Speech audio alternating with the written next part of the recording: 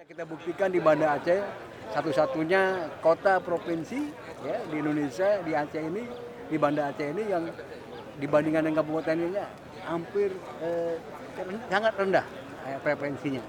Itu karena apa? Karena desa-desanya aktif, gapong-gapong di sini di kota ini, sehingga tidak ada masyarakatnya yang menggunakan atau mengedarkan narkoba. Itu yang menjadi harapan dari kita. Tapi Aceh masih nomor satu sebagai transit narkoba, Pak. Untuk transit. Nah ini kita harapkan ke depan bukan hanya transit, nanti bisa jadi tujuan. Ini yang kita takutkan.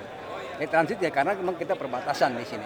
Nah kita harapan kita juga tadi malam saya juga dengan pemerintah Aceh, dengan Pak Kasdam, dengan dari Polda, bagaimana pesisir ini, desa gapong-gapong di pesisir ini, kepala desa, Gecik, Babinsa, Babin Kamtimas ya, punya satu kesatuan persepsi bagaimana gapong-gapong yang di pesisir itu tidak jadi tempat lalunya narkoba.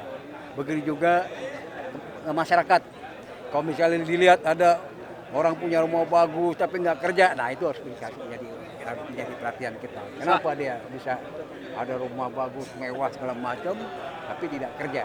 Itu juga ada pertanyaan-pertanyaan. Jadi bukan hanya kenapa, tapi juga bagaimana kita sama-sama di masyarakat itu bisa sama-sama saling aware.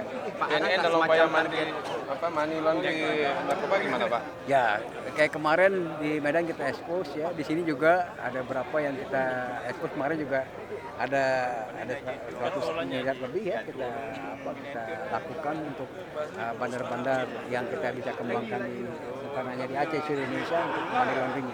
Ke depan bukan hanya money laundering, tapi juga kita arahkan juga ke corporate-nya, ke korporasi, kejahatan korporasi.